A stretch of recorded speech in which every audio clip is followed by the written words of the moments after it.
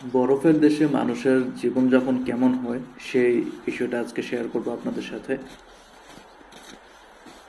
আপনারা আমার ভিডিওটিতে দেখতেই পাচ্ছেন যে বরফের এক মহাসমুদ্র দিয়ে হেঁটে যাচ্ছি।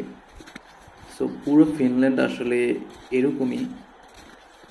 যখন স্নোফল হয়, টানা স্নোফল হয় 2-3 দিন 4 দিনের জন্য, তখন দেখা যায় যে আরও বেশি বরফ জমে যায়।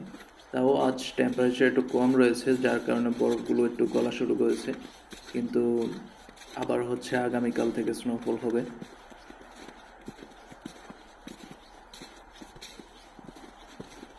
এখানে বেসিক্যালি গাড়ি চলাচল করে না, তার কারণে এখানে রাস্তাঘাটগুলো পরিষ্কার করা হয়নি। এটার পাশে একটা রয়েছে, লেক রয়েছে।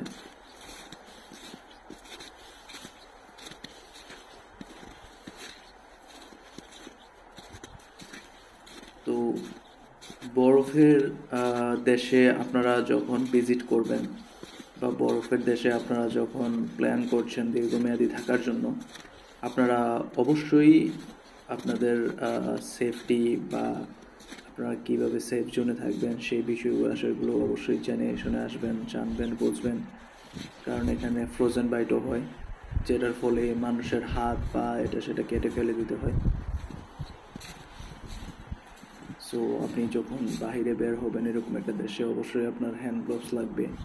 তারপর হচ্ছে যে আপনার থার্মাল ইউজ করতে হবে, থার্মাল পরতে হবে আপনার কাপড়ের নিচে, বা আপনাকে প্রোটেক্ট করবে, আপনাকে সেফটি দিবে, এরকম পোশাকগুলো পরতে হবে আপনাকে।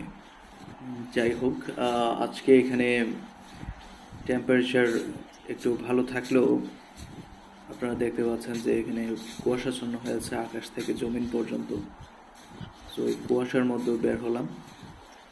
আসলে আমি বের হয়েছিলাম একটু হাঁটাহাঁটি করার জন্যই, অনেকদিন ধরে রুম থেকে বের হই না।